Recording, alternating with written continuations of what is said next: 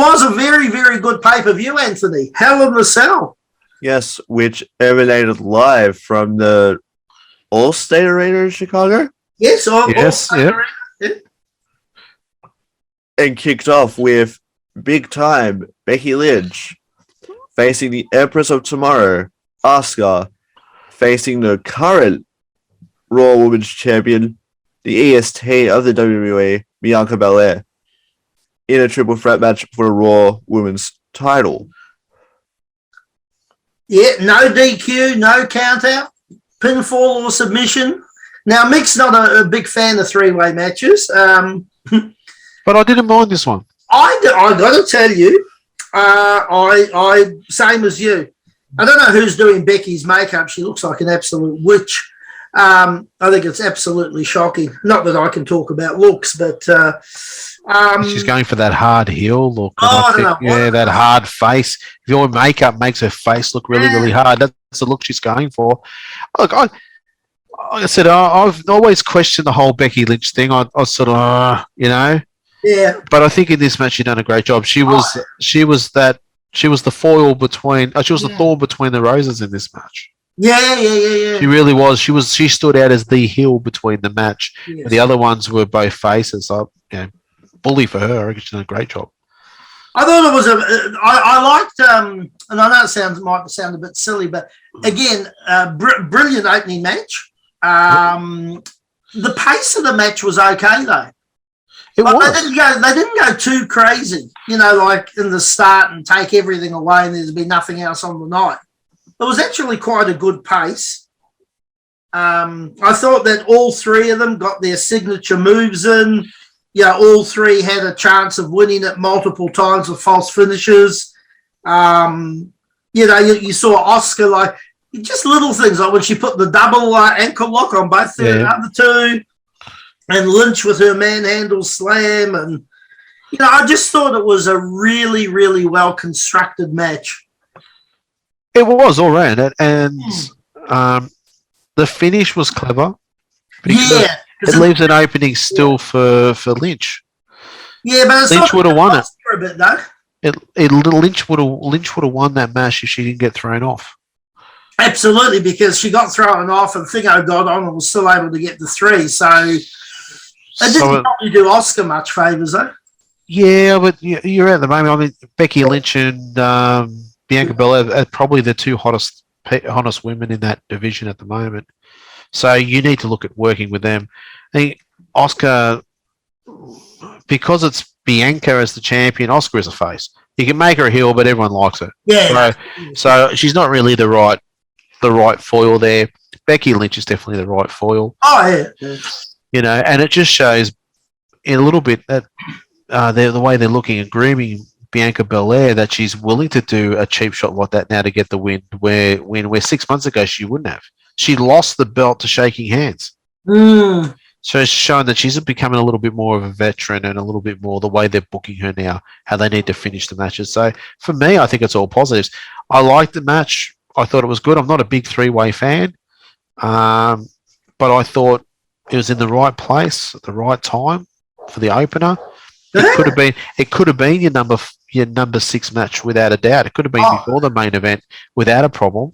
And that's where you want your number 1 match, is the one that you would have put just before your main event. That'll kickstart the show and get it running right.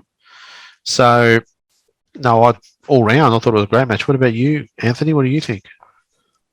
The one thing about triple threats, and Pete, you made a mention of this one of the times that we did this and it was a triple threat match. It started off typical.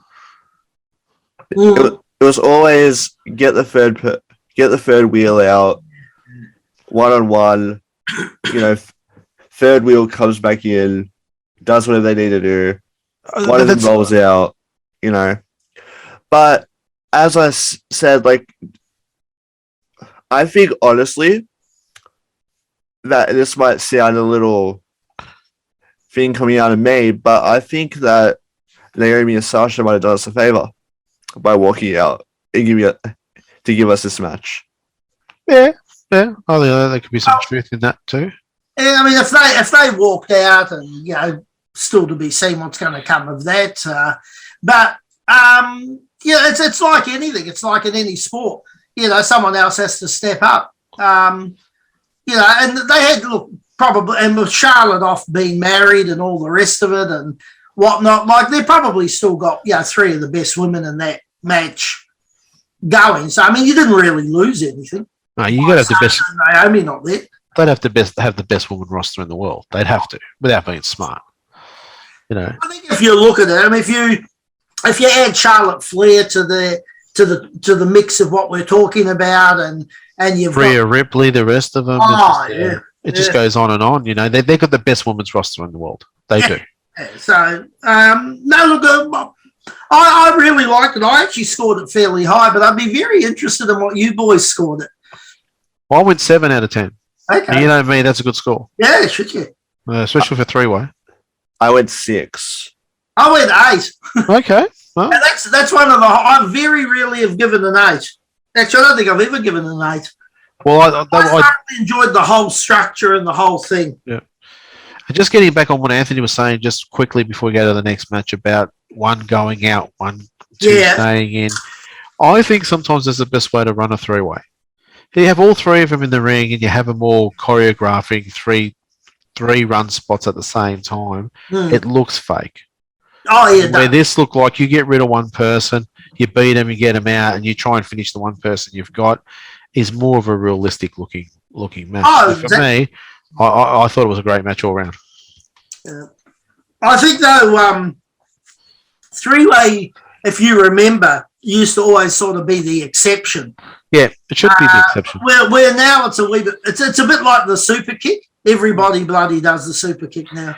In this case here, I'm not that much against the three-way because it is three people that want the one belt and they're arguing about the one thing. Yeah. That's how a three-way should be. You've got three people. When you just throw, Larry Curly Moe in the mix and just throw them in there for the sake of it, and they've got no heat with each other. There's no issues with each other. They're just having a three-way. To me, that's a waste of a match. It's a waste of a gimmick match. It really is. If you've got three people that one's beating the other one's beating the other one reckons that they should beat the other one, and there's a story to it, I can agree with a three-way. Yeah, but the problem is that a lot of times WWE, we've got three guys, what are we going to do with them from a three-way? Yeah. I thought this card was exceptionally good on the ideas of how they put the matches together. I thought in this one. I'll be interested in some of your thoughts on a few of the matches coming up because I was a bit all over the place with a couple of matches. But anyway.